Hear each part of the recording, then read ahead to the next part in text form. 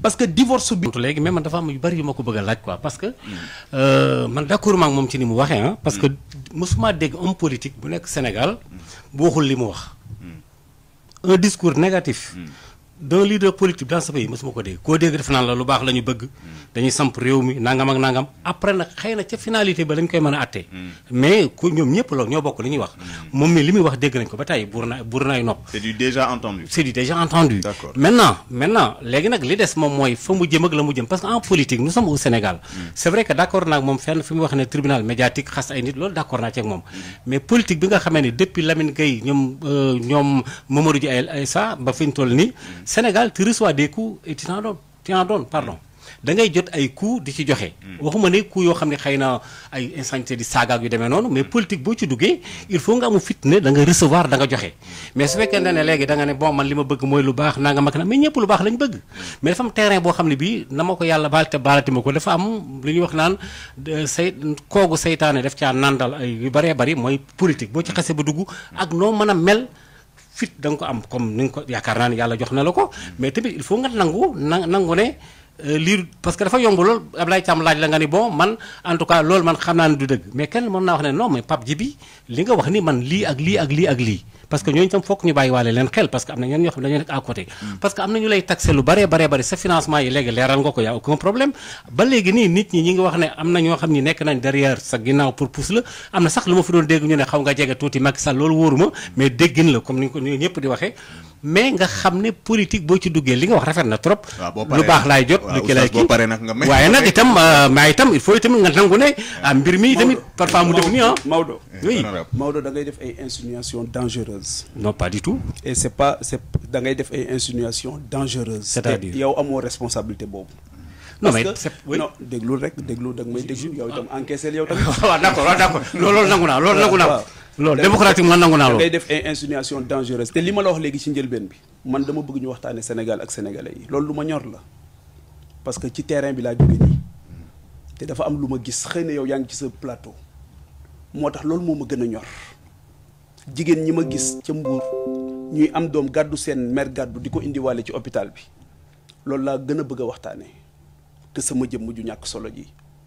sama bopp dama ko jox Sénégal don de soi te loolu du tey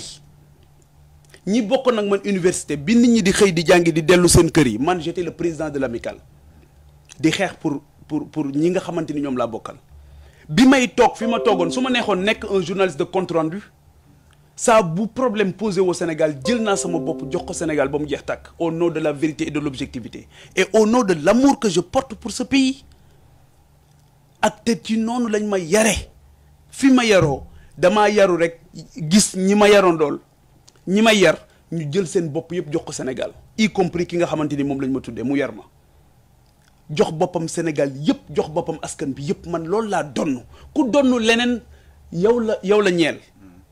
waaw mais soo nee ma d'accorduma ak yow parce que politique tu reçois des coups tu en rends man de damay waxtaan ak ay ndaw tout le temps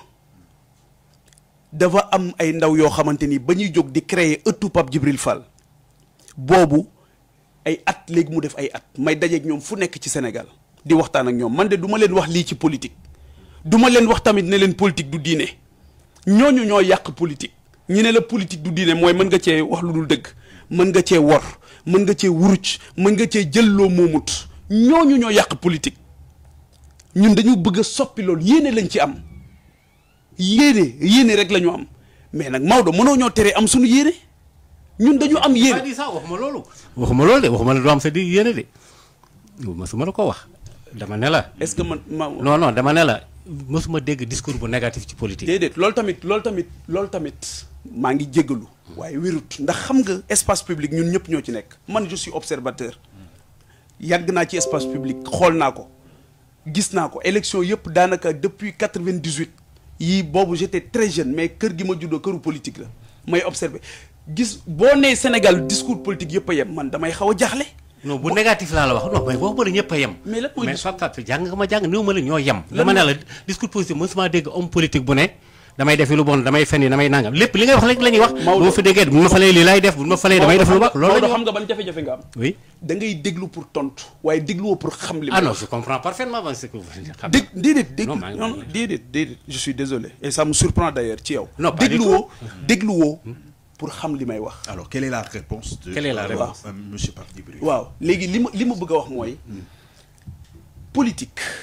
ñun dañoo jàpp ne dara ëpp ko solo. dañoo jàpp ne it yow koogu seytaane googu nga xamante ni moom ngay wax. ñi ci naan ñoom ñoo xam ñun naanuñ si googu ñun koogu sunu borom la ñuy naane dañ cee ñëw pour wut ci ngërëmal yàlla pour taxawu askan wi pour déglu leen pour dégg seeni jàmbat donte dañuy dem sax di dégg ci ñoom loo xam lu naqari lay nekk bi ñu faloo nii bi ñu faloo le 31 juillet non parce que mënuma parce que li ngay wax nii moom la politicien yëpp di wax. mais man dégguma ko. ah bon. yow ci yow laa ko déggee kooku seytaane ci yow laa ko. loolu waxuma loolu dama ne li ngay wax nii naan dañoo bëgg a liggéeyal askan wi dañoo bëgg a def loolu la ñëpp di wax. d'accord mais ça excusez-moi monsieur ça Maodo wax nga ko répété ko. oui Pape Djibril Fall aussi tontu na tontuwaat ci. je pense que on va pas non plus des foofu noonu par rapport ak la façon de faire des politiciens dama bëggoon juste pour avancer parce que li ñu dese ci temps bëreetul liy faral di ñëw ci sénégalais lambda bi mooy ñaari choses d'ailleurs même sur les réseaux sociaux actuellement c'est des questions qui reviennent souvent d'abord ci wàllu positionnement bi ñu wax sànq ne moom la honorable député Pape Djibril Fall jël bi gannaaw bi mu dee dem assemblée ne moom du féete fenn dafay neutralité boobee am ñu ne da ngaa bañ a topp ci ginnaaw Ousmane Sonko moo tax nga bëgg a neutre ñu def la reproche boobu ñeneen ne da ngaa doon pion ni ko oustaz Maodo Faye souligné sànq pion wu Macky Sall moo tax nga bëgg a neutre lan moo waral exactement Pape Djibril ne du ma féete fii du ma féete. mais position de non inscrit du neutre damay wax aussi ñi nga xamante ni ñoo ngi ñuy déglu ne non inscrit du neutre. statut la. du non alignement statut la. il faut aussi que les médias foog ñu dimbali nit ñi tamit pour ñu xam mbir yi ni mu demee. léegi expliquer pour que nit ñi xam nga tey jii man ñi ñu voteel dañoo ñëw xëy ci salle bi romb Yewwi Askan Wi. romb Benno Bokk Yaakaar ñëw tànn ñu ñooñu dañoo bëgg ñun ñu taxawal leen nanguwuñu ñu dem ranger wu ci X wala ci Y waaye dama wax ne ñun sunu position bi ñu am non inscrit ñun opposition bu Sénégal la ñu bokk ci opposition la ñu bokk te loolu du ñu xaar kenn di ñu ci jox leçon sëñ bi nee naa la réew mi xamante nañ ku nekk xam nga sa bopp ku nekk xam nga fi ngay taxaw nee naa la man lépp loo xamante ni askan baa ngi ko bëgg mu nekk seen njëriñ nekk seen tawféex loolu Djibril Fall ci lañ may fekk te loolu laa mës a doxe noonu laa mës a doxal sama doxalin yëpp noonu la ma sa mel donc et je suis du côté du peuple sénégalais et la position bi man nga xamante ni moom lay am assemblée nationale mooy position mooy statut non inscrit boobu mooy défendre intérêt général boo xamante ni ci xam-xam lañ koy teg ci itte ju mat sëkk lañ koy teg ak ci jëli li nga xamante ni moom mooy jàmbatu askan wi daal di koy léegi nag nekkuñu aussi ñoo xamante ni da ngay ñëw pour nekk booyu X wala booyu Y du ma ko def waaw du ma ko def sénégalais yi nga xamante ni ñoom ñooñu wóolu tànnuñu ñooñu ñooy sunu kilifa te ñooñu la ñuy taxawal fu ci nekk te ñooñu lañ nee naa la man bi élection bi jàllee peut-être Maodo dina ne politiciens yëpp loolu la ñuy def mais am na ci ñoo xamante ni fii may wax ak yow bañ ne fal nañ leen foo leen gis man keroog bi ma defee sama déclaration laa dellu ci terrain bi maa ngi woon hôpital bu Mbour maa ngi woon marché bu Mbour maa ngi woon dans les zones rurales reculées gis nga sama baat bi ni mu dee di dajeeg sénégalais yi di waxtaan ak ñoom parce que xam naa ne seen ndaw la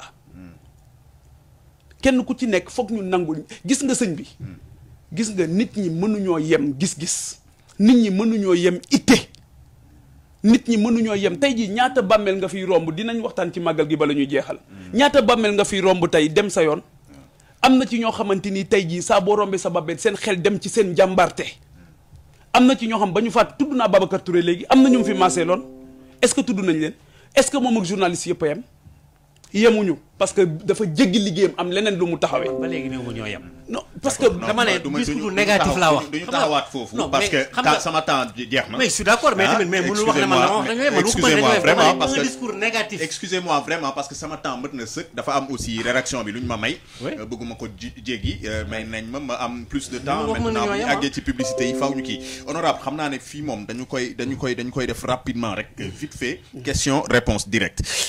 honorable député Pape Djibril Fall def naa la 14e législature sera installée le 12 septembre prochain lan mooy les priorités de l'honorable député